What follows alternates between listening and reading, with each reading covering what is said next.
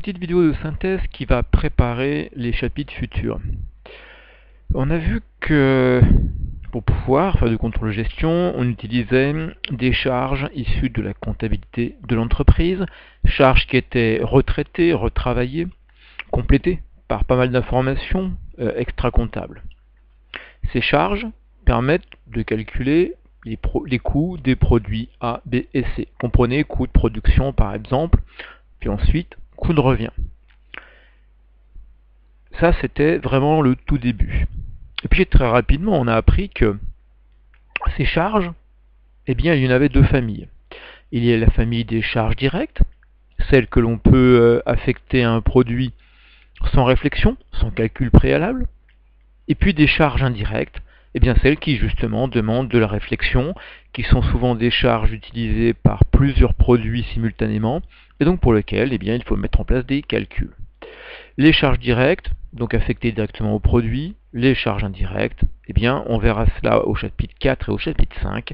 Il y a un certain nombre de calculs, de travaux à mener. Pour l'instant, ça reste une boîte un peu grise pour nous. Dans notre chapitre actuel, chapitre 3, eh bien, on a pris connaissance de l'existence de stocks. On avait déjà entrevu cela lors de nos travaux sur le schéma de production.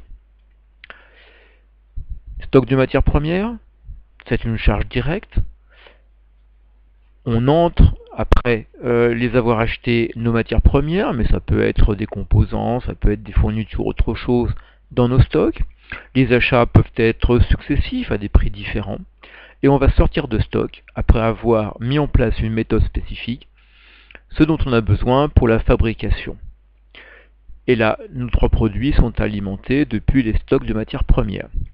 Ces produits A, B et C étant alimentés de matières premières pour leur fabrication, qui ont été achetées à des moments différents, pour des valeurs différentes et pour lesquelles on a tenu une méthode de gestion des stocks, eux-mêmes vont avoir un coût de production qui fluctue.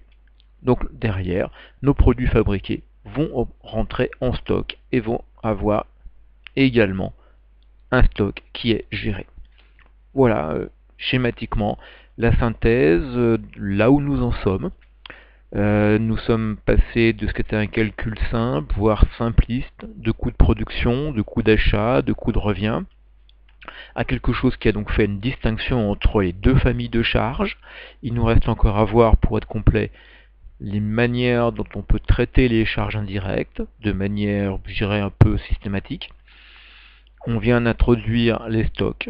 Vous pourrez vous entraîner sur des calculs de coûts avec stock, notamment avec le cas Euromeca qui suit. Voilà, et bien maintenant il me reste à vous dire à bientôt et merci de votre attention.